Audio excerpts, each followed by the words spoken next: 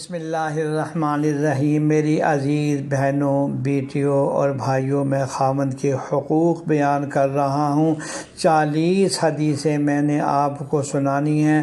آج حدیث نمبر 26 سناتا ہوں۔ حضرت جابر رضی اللہ تعالیٰ عنہ سے روایت ہے کہ نبی پاک صلی اللہ علیہ وسلم ہمارے گھر تشریف لائے تو میں نے اپنی بیوی سے کہا کہ حضور صلی اللہ علیہ وسلم سے کوئی سوال نہ کرنا۔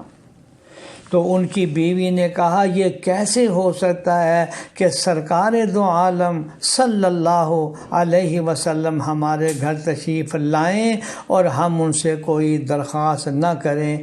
تو وہ عرض کرنے لگی، یا رسول اللہ، میرے خاوند کے لیے رحمت کی دعا فرما دیجئے۔ آپ صلی اللہ علیہ وسلم نے دعا فرمائی کہ اللہ تجھ پر بھی اور تیرے شوہر پر بھی رحم فرمائے۔ اب میری عزیز بہنوں اور بیٹوں، جہاں بھی قبولیت دعا کا یا کسی بزرگ سے ملاقات ہو تو وہاں یہ اپنے خامند کے لیے دعا کرانا، یہ کس قدر اجر و ثواب کا ذریعہ بن جاتا ہے۔ اب میں حدیث نمبر 27 آپ کو سناتا ہوں۔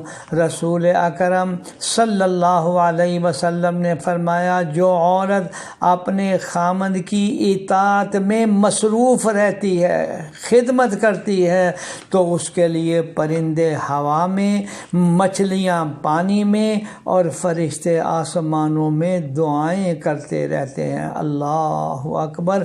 ذرا سا توجہ کریں کہ خامند کا دل خوش کرنے کے لیے اس کی اطاعت کرنے پر اتنا بڑا اجر اور ثواب مل رہا ہے۔